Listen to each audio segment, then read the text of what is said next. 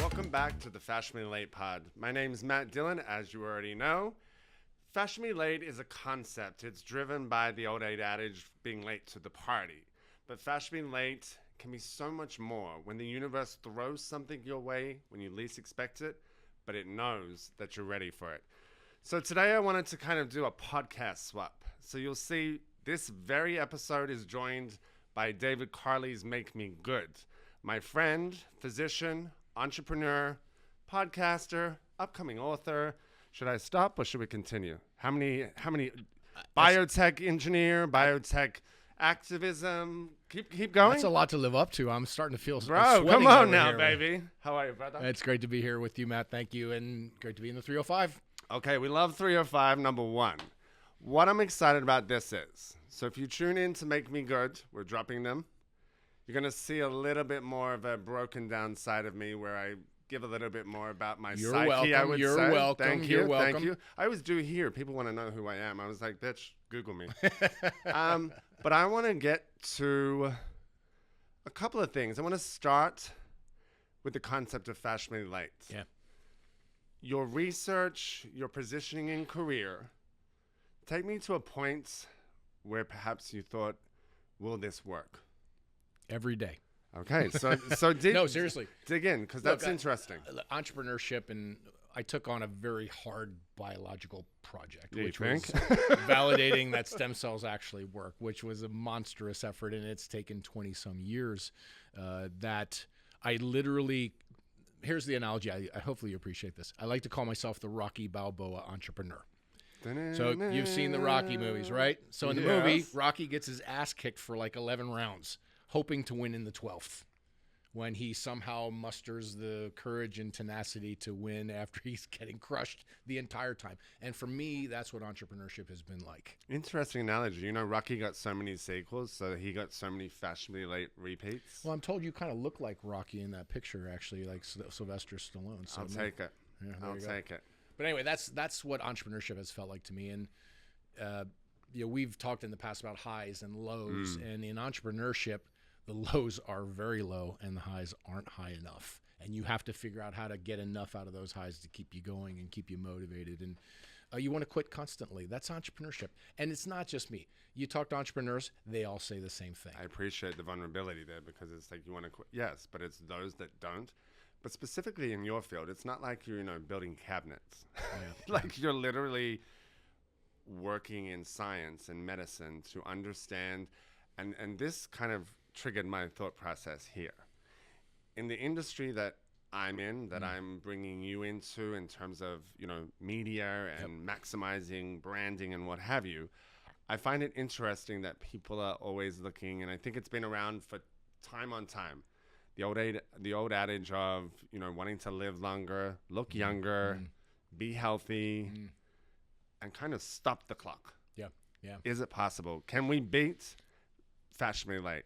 Yeah, very much so. But with one caveat, and this is something that... Oh, I don't like a caveat. But there's an opportunity in caveat. So it looks like we're going to be able to make a lot of ourselves live longer, and the science is showing that. Our brains, our hearts, our lungs, our organs, with one exception, our orthopedic systems, our bones and joints and tendons. And to David, Dr. Karli. Boom, right? Opportunity. Because imagine a world where we can live to be 150 years old, but our orthopedic systems are crap.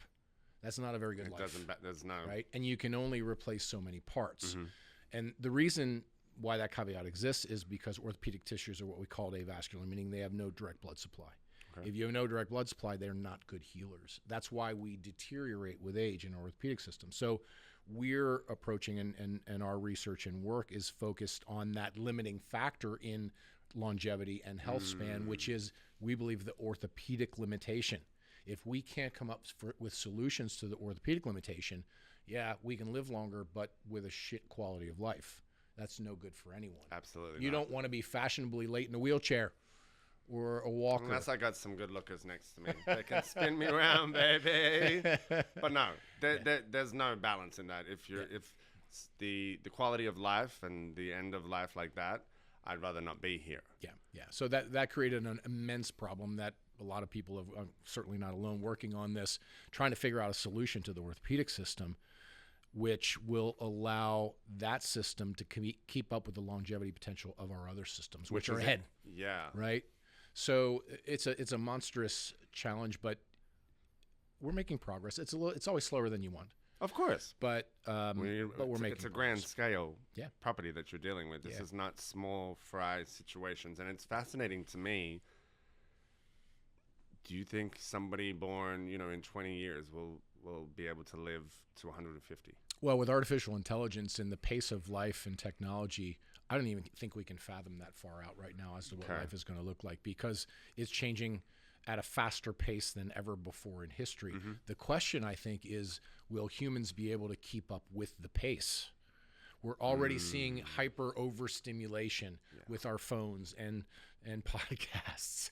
And don't diss the podcast, bro. 3 or 5, brother. A constant bombardment with information overload. And now with artificial intelligence, Completely we don't agree. even have to think anymore. So it's thinking for us. I want to stop you there. Yeah. Because I learned a lot from your premiere episode with Ty Lopez. Yeah. I probably am. I seem to be always late to the party. So this is very fitting. I'm always late to the party. I am so against AI, it's not funny. Mm-hmm.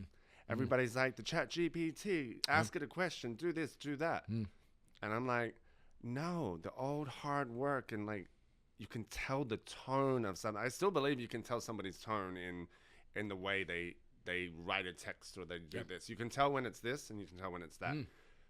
But I have become semi-fascinated with the concept of AI because I do believe it's going to change the whole bandwidth of life.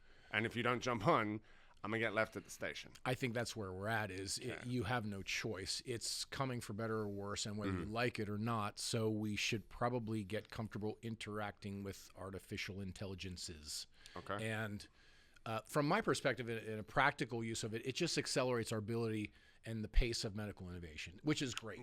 Completely one of the complaints about biotechnology and medical innovation, if you think about cancer as an example, and the cure for cancer, it has taken way too long to get cured. Do you think there is one that's sitting there in the back? Okay. 100%.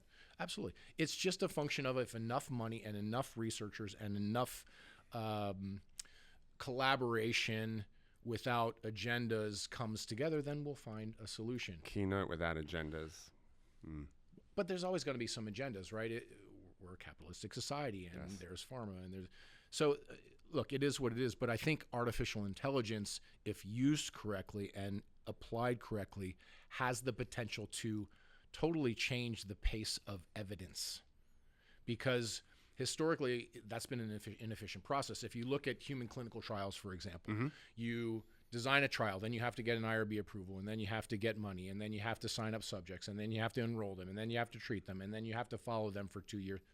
That's a slow process. I mean, the AIDS pandemic that happened in the 80s. The audience and the just 90s, literally fell asleep while I was saying that, right? Don't worry, they fell asleep, and people have been dying. But I was like, you can't tell me that, the epidemic of the AIDS back in the 90s when, and through here, that these don't exist. Yeah. Like, it's just perplexing to me that. And I feel like perhaps AI will be the path here's what we're forward. doing. We think so. Let's talk. Well, what we've done using stem cells and validation of stem cells, thinking about, you apply stem cells and there's a predictable response, right? Those are the relationships that we're driving towards. We can simulate clinical trials if you have enough data. So you don't need to subject human beings to clinical research if your AI can simulate the trial and produce a valid result that you can count on. And it doesn't replace clinical research. It just speeds the process of evidence to support direction. So you don't want studies that take 3 years and prove nothing or fail.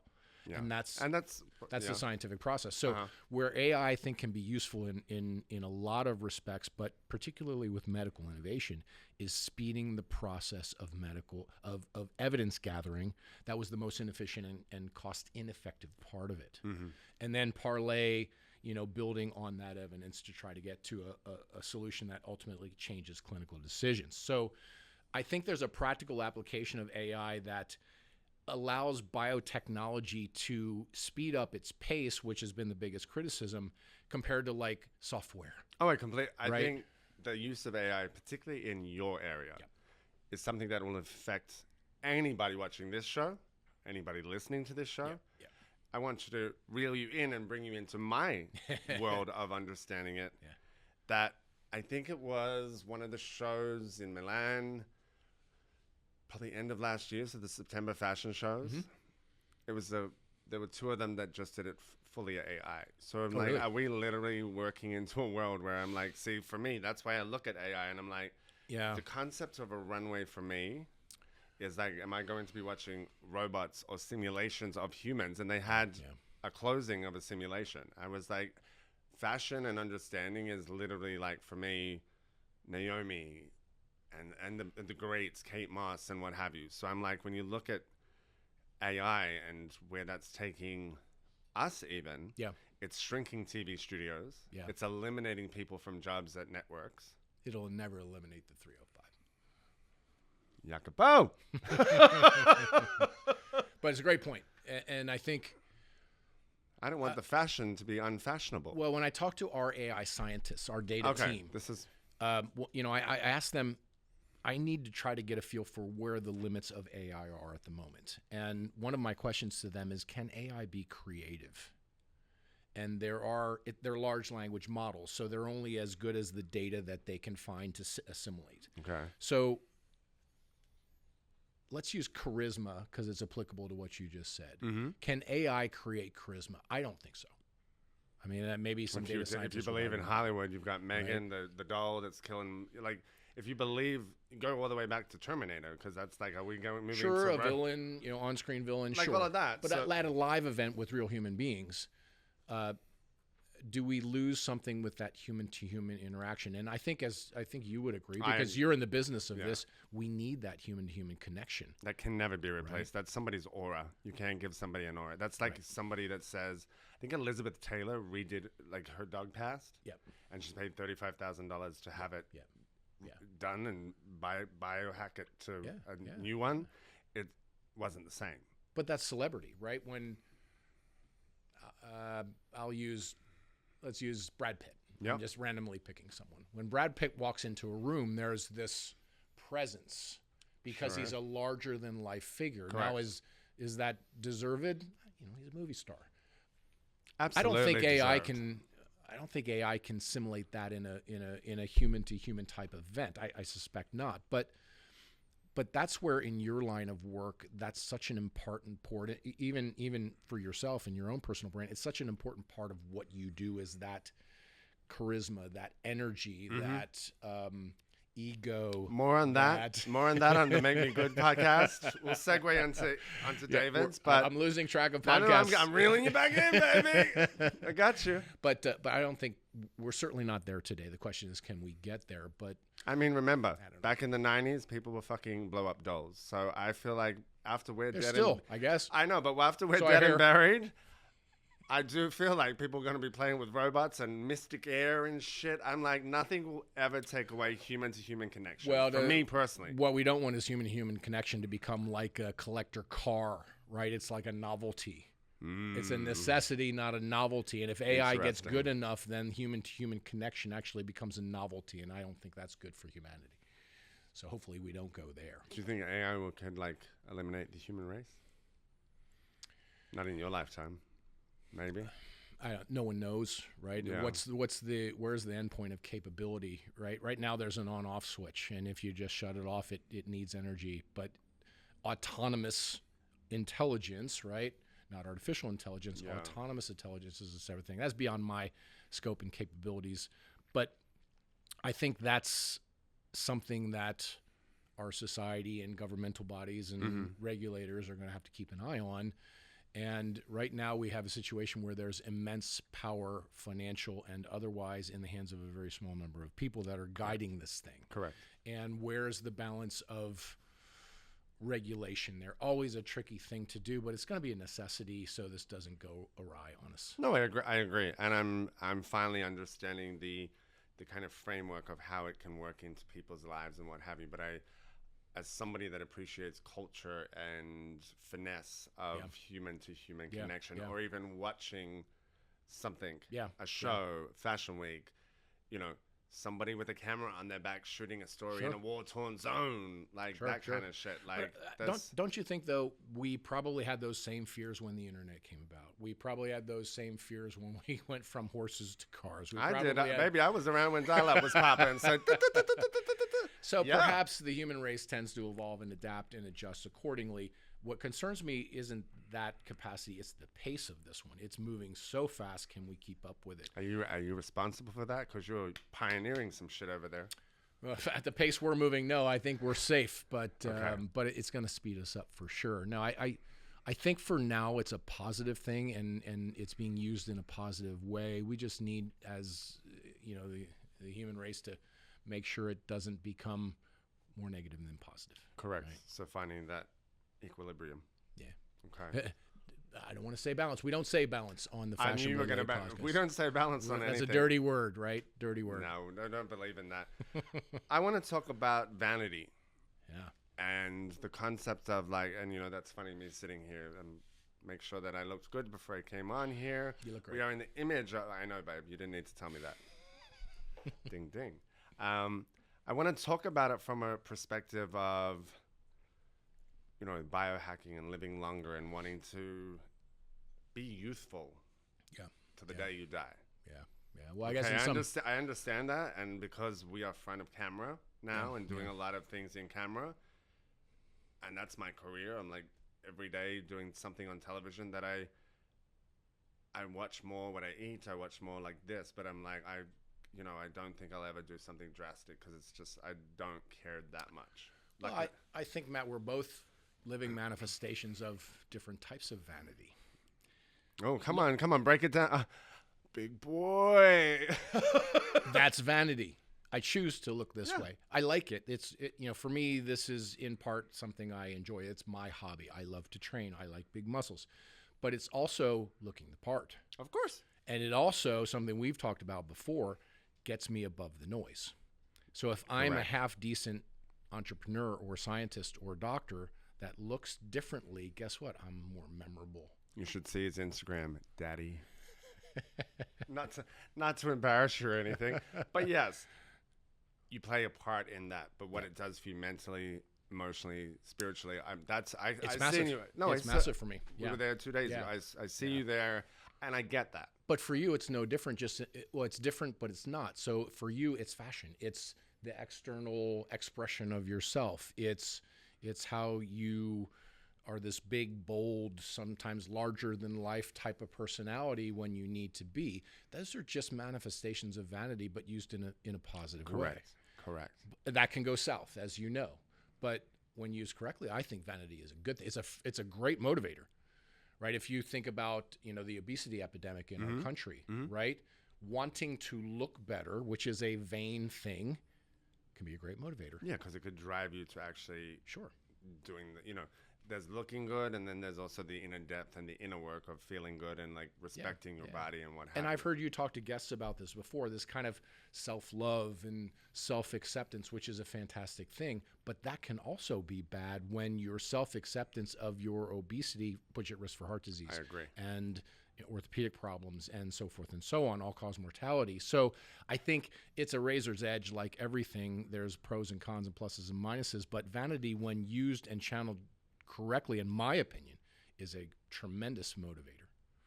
I would 100% agree with that, and I do believe that it's kind of like what we discussed on Make Me Good with ego and understanding. It's finding the rhythm where it doesn't own you, you own it.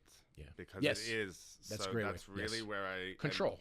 Control. Right. And I think self-control and the control of releasing yourself to the world. So it's like the chase for the fountain of youth, that's been happening for decades upon hundreds and millions of years, as it should, because it's research and development. It's brought out, all the creams, all the potions, all the potions. Yep. But then we go over to your end, where you're actually with the orthopedics and like really looking at how to, not the word manipulate, but how to, kind of work out the formula to better life as we go on in life. And I think there's the kind of vanity there, but then there's that vanity of like, you crack that code and you make that shit work. Your legacy, like that's a life-changing thing for humanity.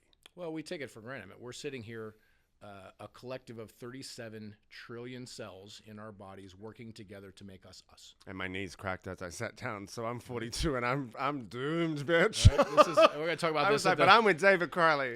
We're going to talk about this at the Biohackers Conference in a couple so of weeks. Crazy, right? yeah. There's 60,000 miles of blood vessels in your body, enough to wrap around the earth twice in your body. Right? There's 6.5 feet of DNA inside every one of your cells. We are insane miracles. Cool. No right? doubt. So no doubt. We should probably ought to take care of this privilege of having to live daily miracles by taking better care of ourselves. I agree, but sometimes it's easier said than done. Life, things happen. Of course. And that's why, I've learned so much from you just being in your world and looking and researching, because that's what I do. Yeah. And even some of the guests. So it's like, I think for me, knowledge is power, educating yourself and understanding things. If you don't apply it, that's on you, no problems. That's at the end of the day. This is not about forcing anybody to do anything, but curiosity is the lifeblood of life, I think. Yeah, And but what's fun asking about questions. interacting with you a lot, Matt, though, is because we're, in some respects, in very different worlds, right? I'm in this dogmatic, evidence-driven, scientific And world. I'm trying to bring in my world. Exactly, Come because on. I need to go there to help raise awareness about the work that we're Yeah, doing, right? damn straight. But by the same token, in your world, right, in the fashion world, in the image world, in the celebrity world, those are powerful psychological motivators. And we know now that there's the link between this and the psyche and health. Correct. And I think you need both. And one of the things that's been most fun to work with you on is, I got that part. I got the physical part. But where you've helped me is more in kind of coming out of my shell, being not afraid to be more vocal, not afraid to be more visible, because one, it helps me build a skill set and flex some muscles that I don't normally use, but we can You may use have been that fashionably positively. late to that party, Yeah. but it's never the end of the road. Yeah. So there's no stories, there's no chapters that the book is always shut. Yeah. I'm a firm believer into the day you die, you should learn something every day, and whether Get that's uncomfortable. whether Yeah. well said. Yeah. Well said, because that really is the kind of framework to a fulfilled and well-lived life. Sure. And now you're at this phase of life and you got this down pat. That's your day to day. Now you're, gonna catch up on that fashionable side of yourself, and that not just. We have a lot of work to do, a long way to go. Well, I think this will air when I can announce it, but I'm gonna be working with Aventura Mall as one of their ambassadors, baby. So let's go. This need is all my the help I can podcast. That's just a little announcement that just happened on the way here. But yes, I'm very excited about that, which means we can go shopping together. No, actually, no. And walk out with shit and not pay for it. Honestly, I've probably. Did you hear that? We have to return it though. Anyway, Make sure Zoe doesn't hear that. It's going to get out of control. No, I learn a lot by observing. You're very good at that part of life, right? And we've talked before. Some of it's natural and innate, and some of it is skills that you've acquired. Correct. But for those of us who aren't naturally good at it, we must force ourselves to get uncomfortable in a Sports Illustrated Miami event, which is of course. right. There's ballers and uncomfortable. I know you're married, but it still doesn't mean you can't look at titties. Yeah, exactly. Right. Hey, Zoe. Anyway, And there's plenty of them. I plenty. said about that event, I said Blessings. it was the greatest collection of gene pool ever in history, right? It was just thousands of beautiful people in one place. and within right? the first 30 seconds, everyone's like, "Where's Matt?" He Pretty much. gone, babies. He gone. He was working the room. He's he was in there. working the room. No, so that part of it's really important to health.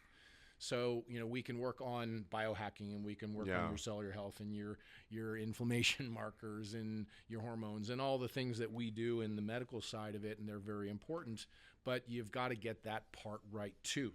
And true health, I believe, and true longevity and true wellness is having both that, dare I say, psychosocial and physical part working and syncing together. And that's the part that's most hard to get, is both of those things. Completely agree on that. Completely agree.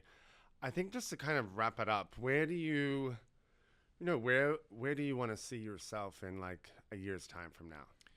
What you got brewing?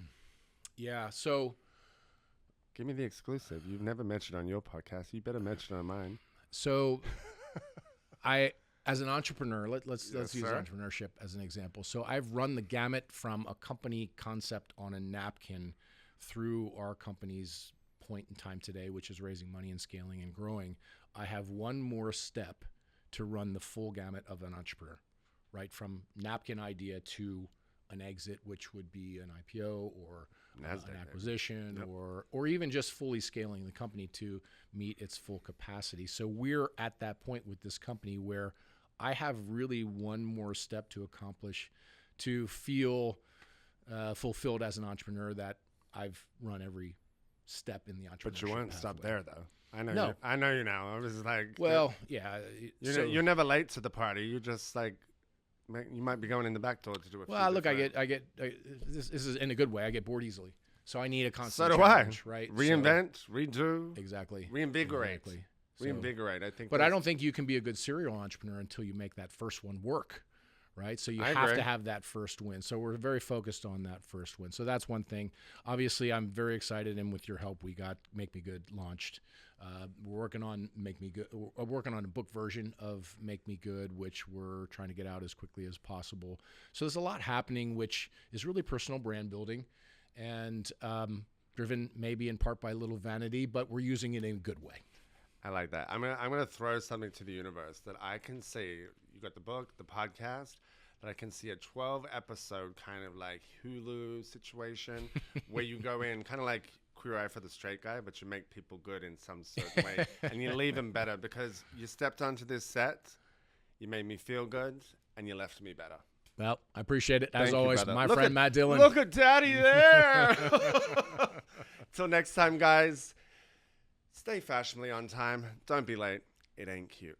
Thank you.